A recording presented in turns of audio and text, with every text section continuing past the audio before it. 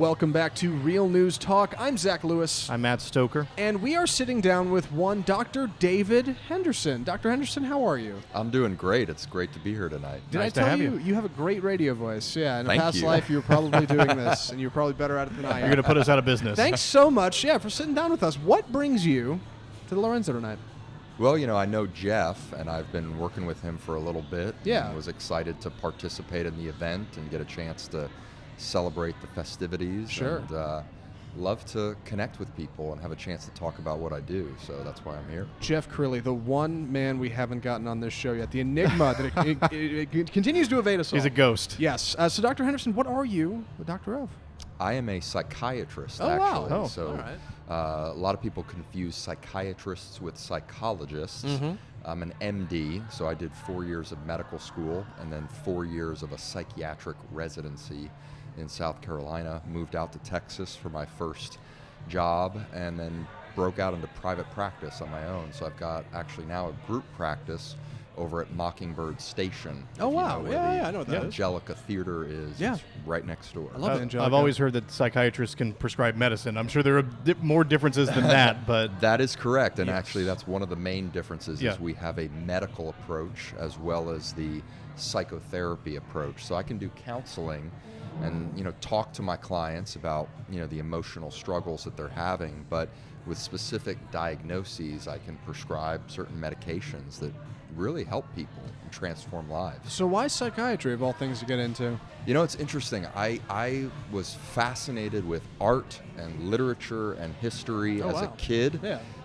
But being the obedient son that I am, my dad said you can't make any money in those professions.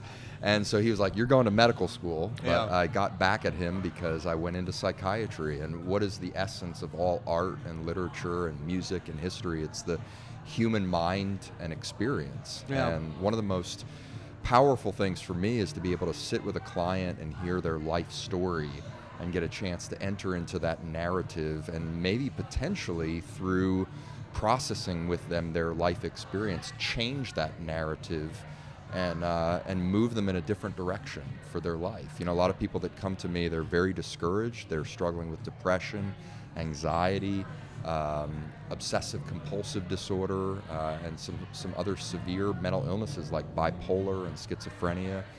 And so to be able to talk with them and process their struggles and get them to start seeing their past in terms of their triumphs rather than tragedies, it's very rewarding.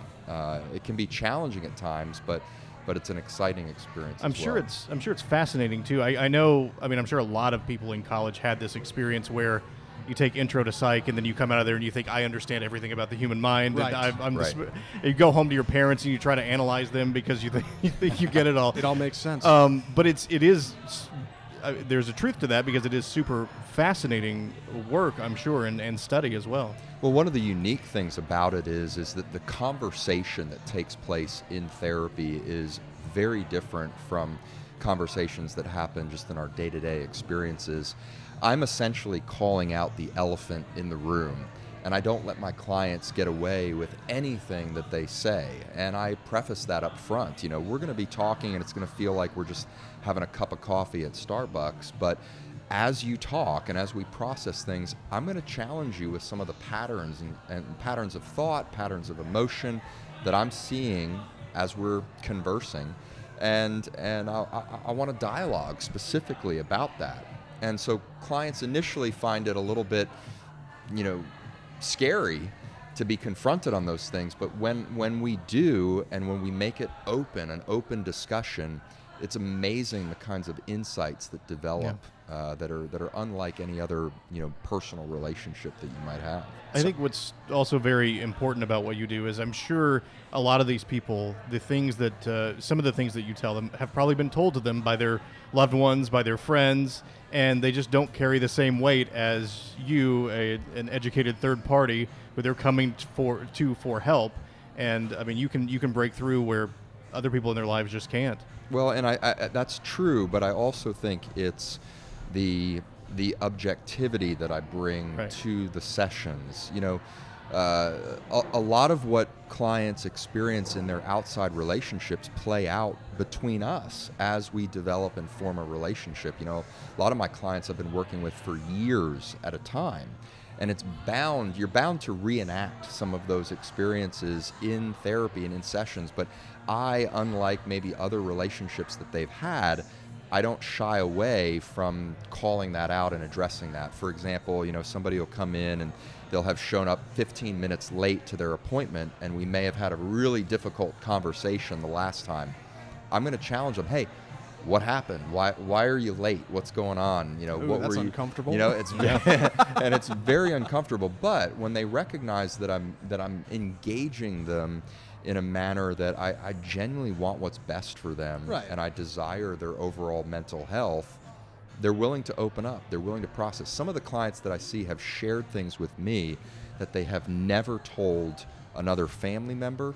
They've never told their closest friends, because they recognize their safety. It's a holding environment. It's a place where confidentiality is paramount, and what they share does not leave the confines of that room, and that's a unique experience. Clearly, you are a professional to a capital P, but I'm curious, does it ever get hard to hang on to that stuff? Not to just tell somebody, a third party who doesn't know anything, just say, hey, I heard this from a person? I mean... You won't believe what this guy said. You won't believe right, it. yeah. You know, I think it's not so much hard to hold on to it in the sense of sharing what goes on in the sessions. I think more it's hard to hold on emotionally to what people are burdening with me potentially, and that's why I have my own therapist. Honestly, I see my own personal therapist and work through my issues, because the last thing that I want to do is to walk into a session with one of my clients and let my stuff interfere with what they're processing and they're dealing with. And any good therapist, I recommend that my clients ask, you know, do you have your own therapist? Are you doing your own work? Because it is essential when you're processing emotional issues that you've taken care of your own stuff as well. We're all human. We all struggle. As one of my mentors would always tell me, you know, as therapists, we don't bleed on our clients, but we all do walk with a limp. And I think our clients recognize that. My clients recognize that. But they also feel safe enough to process with me, knowing that I am going to keep that confidential, and any issues that I might have, I'm taking elsewhere. You know, I once knew a man who studied horses in college, and this actually turned out real bad for him later in life, because he started running into people at rodeos and such, and he would say, oh yeah, I studied horses, and they go, oh perfect, I got a problem with my horse. Yeah. Do you run into this? Is this like a party trick kind of thing? People will just come up to you like, oh, I got this problem. Do me. Yeah, real quick, you got to hear about this. Or I mean, you know, it's yeah. actually more of a disadvantage in social settings, because the first question I always get asked is, are you analyzing me right now? Right. I guess people don't understand that it really doesn't work that way. You know,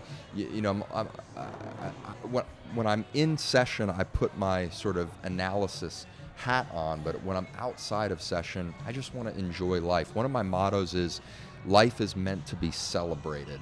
And that's why I'm here tonight. You know, this is a party, it's celebratory, it's a fun event.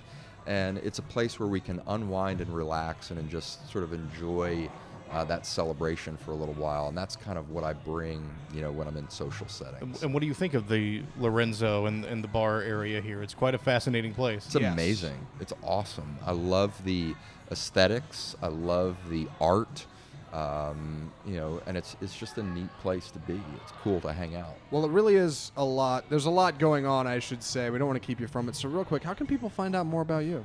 Folks can go to our website. It's fourstonesgroup.com. That's all spelled out, fourstonesgroup.com. Or they can go to my personal website, which is drdavidhenderson.com. That's drdavidhenderson.com. You heard it here first, folks. davidhenderson.com. Perfect. Well, thank you so much, Mr. Dr. Henderson, MD. We'll be right back with more of Real News Talk right after this.